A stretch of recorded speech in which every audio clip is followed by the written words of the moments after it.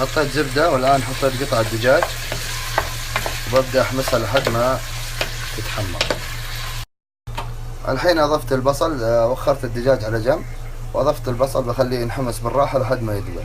والحين حطيت الجزر والفلفل الرومي وبحمسه مع الدجاج بعد ما دبل البصل وبرجع لكم. الحين أضفت البهارات السبعة وأضفت شوية موية وأضفت بشر ليمون، أضفت معهم المشروم وبتركه ينحمس شوي وبرجع لها.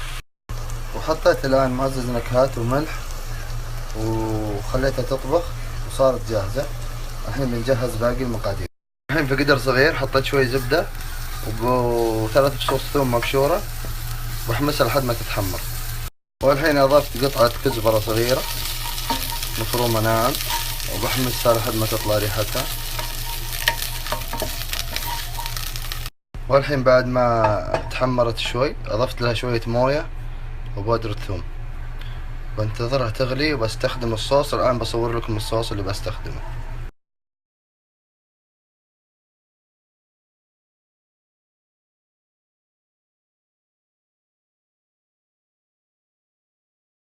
أضفت الصوص الآن فوق الموية والمكونات وبتركه شوي يطبخ ويتجانس ويصير جاهز.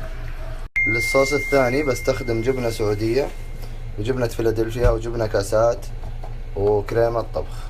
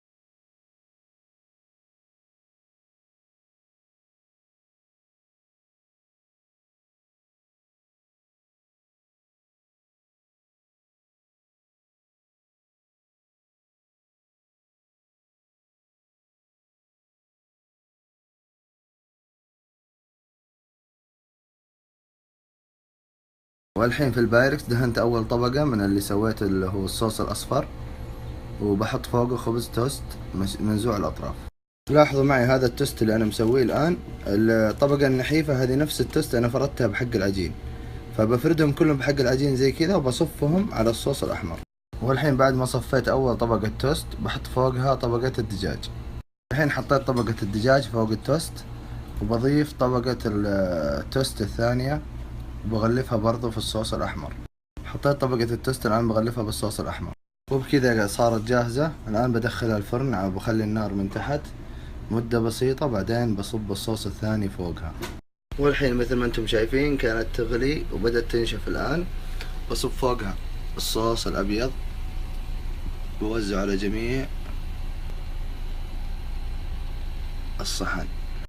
وبعد ما غلفتها الآن بالصوص الأبيض تأكدت إنه الصوص نزل لتحت، بخليها شوي تغلي وتنطبخ، بعدين برفعها فوق وبحمرها وبحط على وجهها جبن موزاريلا وتصير جاهزة بألف عافية.